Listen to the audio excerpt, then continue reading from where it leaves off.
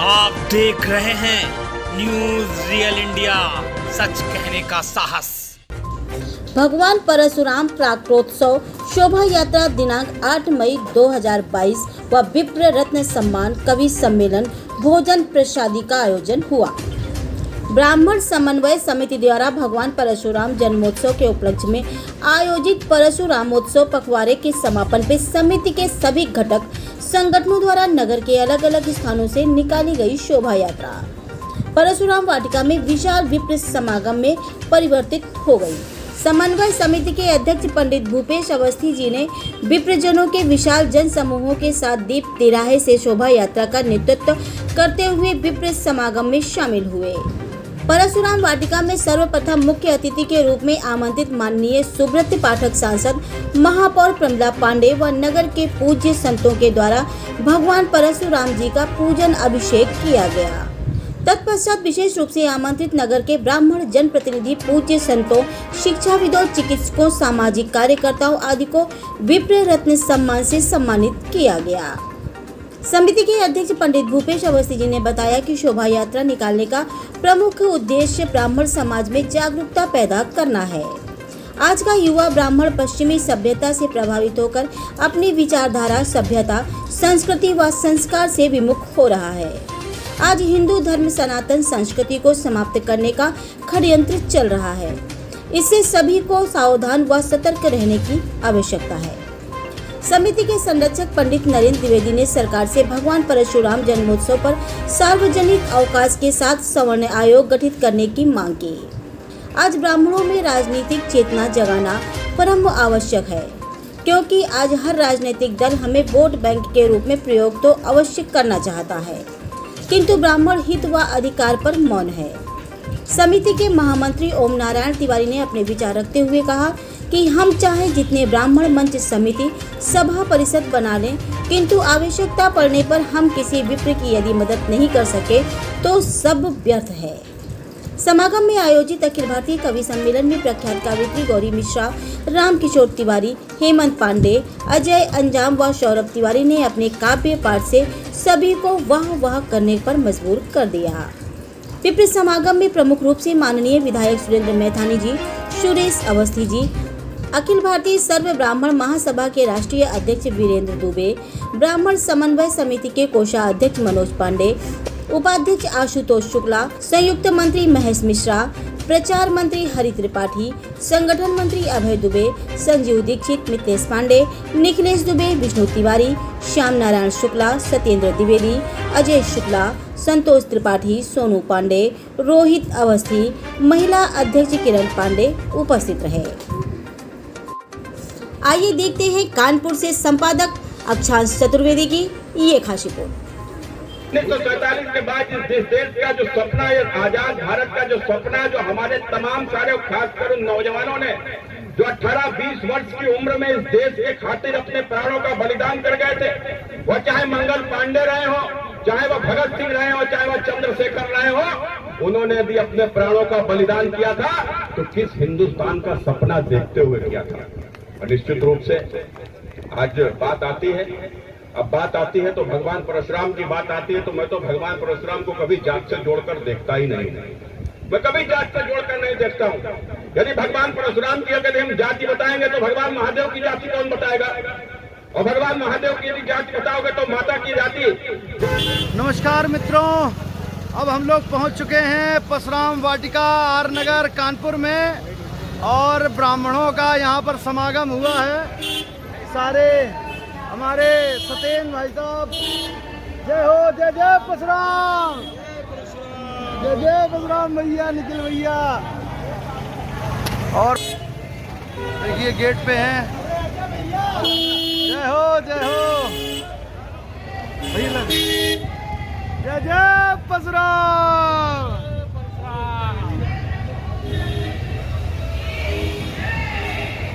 और हम लोग आशीष के भाई के सौजन्य से हम लोग रूप में चल रहे हैं, और परशुराम महासभा की ये यात्रा परशुराम वाटिका पे पहुंच चुकी है। जय हो सभी मित्रों को परशुराम जन्मोत्सव की बहुत बहुत शुभकामनाएं। और बहुत ही अच्छा समागम हुआ है। शहर भर के तमाम जो परशुराम जो महासभा और परशुराम जो अन्य समितियों के जो लोग हैं, सभी लोग यहाँ पर पहुँचे हैं और सभी लोगों को एक दूसरे से मिलना होगा और भगवान की आरती होगी, और जिससे परशुराम जी के दिशा निर्देश जो उनके काम रहे हैं उनको आगे बढ़ाएंगे। जय जय परशुराम। और भी चीज़ें आपसे रूबरू कराएंगे। बने रहिए NRI भारत और मेरे अक्षांश चतुर्वेदी के साथ। धन्यवाद। और आप देख रहे हैं अभी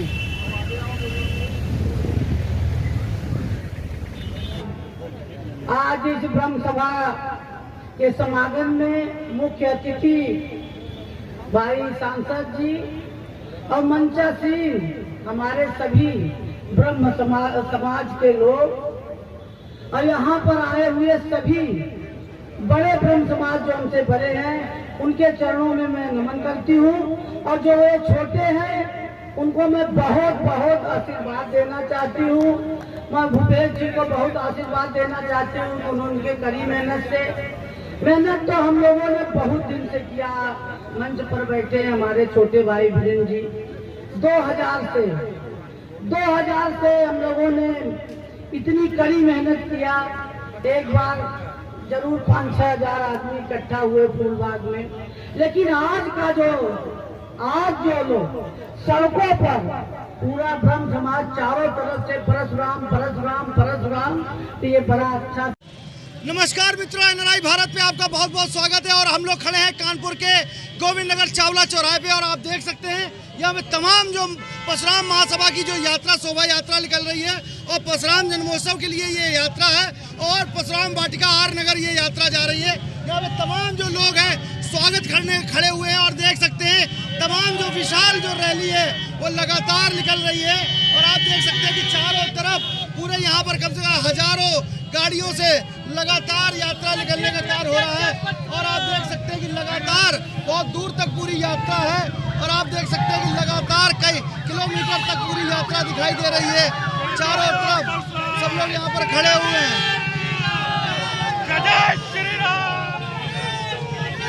और आप देख सकते हैं सभी लोग यहाँ पर पूरा जय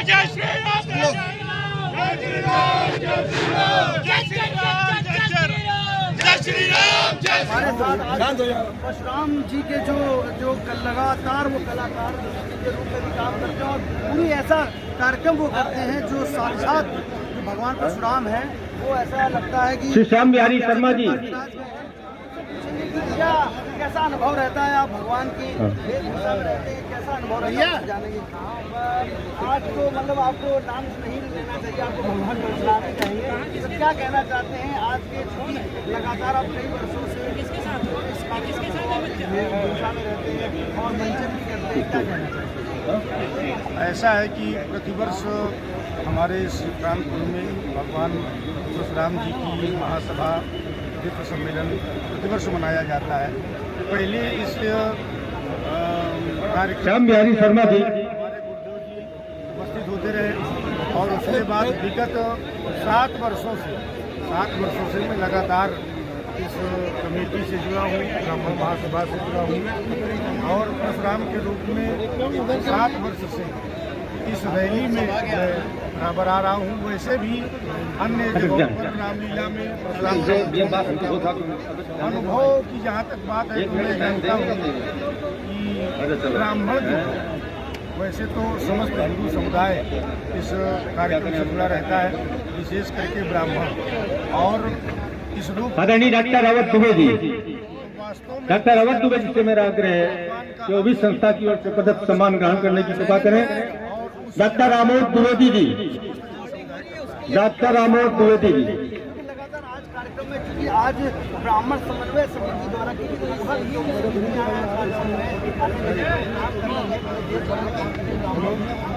आज सब लोग एक ही बात की गई, कहीं ना कहीं बड़े कार्यक्रम होना चाहिए। अभी ऐसा कार्यक्रम हो तो राष्ट्रोत्सव होता है, गुरु नानक जयंती होती है, तमाम ऐसे कार्यक्रम होते हैं।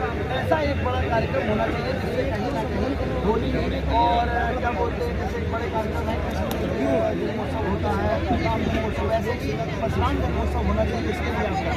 बिल्कुल होना चाहिए। अन्य समुदायों की मैं बात नहीं करता हूँ, परंतु हिंदू समुदाय जितना भी है उसको एकत्र होकर के अपने धर्म की रक्षा करनी चाहिए। और धर्म डॉक्टर अमोद द्विवेदी जी से निवेदन है हिंदू और ब्राह्मण एकत्रित हो और सनातन धर्म को बचाने के लिए। डॉक्टर पीयूष त्रिपाठी जी। नमस्कार मित्रों, एनआरआई भारत में आपका बहुत बहुत स्वागत है। हमारे साथ आज जो कार्यक्रम है परशुराम समन्वय समिति का, उसके तत्वाधान में और बहुत जोर शोर से कई सालों से कार्य कर रहे हैं ब्राह्मणों के लिए वीरेंद्र दुबे जी, पंडित वीरेंद्र दुबे जी। और क्या कहना चाहेंगे आज के कार्यक्रम को, क्योंकि बहुत दिन से आप ऐसे कार्यक्रम के लिए लगे हुए थे, क्या कहना चाहेंगे? आज भगवान परशुराम जी के जन्मोत्सव के अवसर पर मैं कहना चाहूँगा कि आज नगर के कोने कोने से जो समन्वय समिति बनी है, जो 7 संगठन आपस में जिन्होंने समन्वय किया है, जो अलग अलग कार्यक्रम करते थे, उन्होंने एकजुट होकर के कार्यक्रम किया है और उसका नतीजा ये रहा है कि आज हज़ारों हज़ार की संख्या में लोग निकले हैं। तो मैं कल्पना करता हूँ कि आने वाले समय में सुखद अनुभूति इस बात की होगी कि ब्रह्म समाज अपनी एकता के लिए भी संदेश देश और प्रदेश में देगा और आने वाले समय में कानपुर उसका अगुवाकार होगा। इस कल्पना के साथ हम लोग काम कर रहे हैं। एक बात और आपने कही जब आप संबोधन कर रहे थे कि कहा कि जैसे प्रकाश उत्सव होता, अन्य कार्यक्रम जो बड़े बड़े होते हैं अन्य समाज के, वैसे ब्राह्मण समाज का भी कार्यक्रम होगा, उसके लिए क्या बताना चाहते? मेरा सिर्फ कहना यह है कि बहुत छोटे छोटे जो समाज हैं, जिनकी आबादी 1% 2% है, जब उनके कार्यक्रम होते हैं तो व्यक्ति सब परिवार आता है, 3-4 घंटे अपने आराध्य देव के साथ में समय बिताता है। मैं भी ये कल्पना करता हूँ कि भगवान परशुराम जन्मोत्सव के अवसर पर हज़ारों हज़ार की संख्या में लोग सपरिवार आवें और सपरिवार प्रसाद ग्रहण करें और उसमें अपना समय का भी योगदान दें, ये अत्यंत आवश्यक है। तो साफ तौर से कहने का मतलब है कि जो भी कार्यक्रम हो वो बड़े कार्यक्रम हो और अपने समाज के लिए सब लोग की अपनी जिम्मेदारी बनती है। हमारे साथ हैं कन्नौज के सांसद सुब्रत पाठक जी, उनसे पूछते हैं आज ब्राह्मण समन्वय समिति के कार्यक्रम में आए हैं, क्या कहना चाहेंगे? निश्चित रूप से आज जिस प्रकार का ये कार्यक्रम था, मेरा सभी से यही है कि सारे लोग एकजुट रहें और राष्ट्र को जिस प्रकार से माननीय नरेंद्र मोदी जी देश को दुनिया का नंबर 1 देश बनाना चाहते हैं, उनके इस अभियान में अपनी आहुति दें। एक सवाल और, लगातार आपने ये बात कही कि लगातार सनातन धर्म पे लोग हमला कर रहे हैं, रैलियों पे हमला कर रहे हैं, हनुमान जयंती कार्यक्रम पे हमला कर रहे हैं, इन लोगों को क्या जवाब देना चाहते हैं हमारे चैनल के माध्यम से? सवाल तब खड़ा होता है कि आपने कभी सुना कि इस देश में कभी किसी ताजिए के जुलूस पर हमला हुआ हो? आपने सुना कभी 12 वफात के जुलूस पर हमला हुआ हो? आपने कभी सुना किसी भी मुस्लिम धार्मिक आयोजन को किसी भी रोकने का व्यवधान उत्पन्न करने की कोशिश की गई हो? तो आखिर हमारे ही साथ क्यों, हनुमान जयंती पर ही क्यों, रामनवमी पर क्यों? सवाल तो खड़ा होगा। एक जोर शोर से मांग भी उठ रही थी लगातार परशुराम जयंती पे छुट्टी के लिए, उसके लिए क्या करेंगे आप? देखिए, भगवान परशुराम की जयंती की छुट्टी कर देने से कोई समस्या समाधान नहीं होनी। हाँ, उस दिन हर विद्यालय में भगवान परशुराम क्या थे, भगवान परशुराम कौन थे, ये बताना चाहिए ताकि लोगों को समझ में आए कि भगवान परशुराम किसी जाति विशेष के नहीं थे। भगवान परशुराम तो भगवान है, भगवान सबके होते हैं। तो तमाम पाठ्यक्रम में बदलाव होने जा रहे हैं, क्या भगवान परशुराम के लिए भी कोई पाठ्यक्रम ऐसा कुछ बनेगा, आप मांग करेंगे क्या? नहीं, निश्चित रूप से। देखो, आप जो हमारी जो नई शिक्षा नीति है उसमें बहुत कुछ ऐसा है कि जो हमारे पुराने सनातन हमारे जो भी अवतार हैं, हमारे जो भी महापुरुष हैं, हमारे भगवान हैं, उनके बारे में जरूर उसमें चर्चा होगी। हमारे साथ है सुब्रत पाठक जी, बहुत बेबाकी से जवाब दिया है। हमारे साथ हैं आज अमित नारायण जी, उनसे पूछते हैं आज जो कार्यक्रम है ब्राह्मण समन्वय समिति का, क्या कहना चाहेंगे? आज बहुत अच्छा कार्यक्रम रहा, कई हजार लोग यहाँ पर हैं, क्या कहना चाहिए?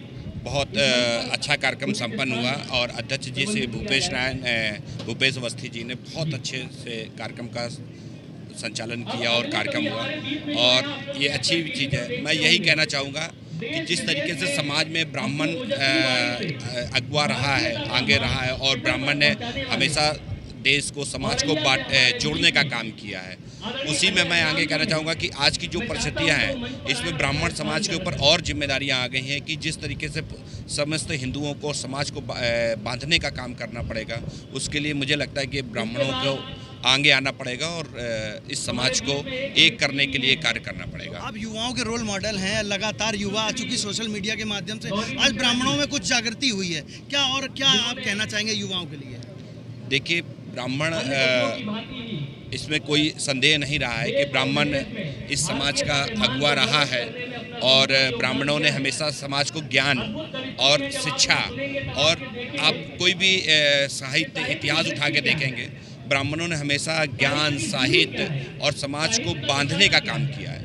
तो ब्राह्मण का जो युवा है आज पढ़ रहा है, लिख रहा है और सोशल मीडिया में भी एक्टिव है, तो वो मुझे लगता है कि वो युवा आगे बहुत कुछ आगे बढ़ेंगे और बहुत कर भी रहे हैं। आप उठाकर देखेंगे तो कई मल्टीनेशनल कंपनी के CEO से लेकर सब जगह सब ब्राह्मण आगे बढ़ रहा है। लेकिन इस समय जो देश की परिस्थितियां हैं उसमें देश को बांधे रखना और देश के सभी वर्गों को बांधना, खास तौर पे हिंदू धर्म के लिए या हिंदुओं को, उसमें ब्राह्मणों की मेन भूमिका होगी और निभानी पड़ेगी ब्राह्मणों को। तो साफ तौर से कहने का मतलब है कि ब्राह्मणों को हर वर्ग को साथ लेकर चलना पड़ेगा, ऐसी बात अमित जी कह रहे हैं। ऐसे ही अपडेटों के लिए बने रहिए NRI भारत में। मैं अक्षांश चतुर्वेदी, कानपुर।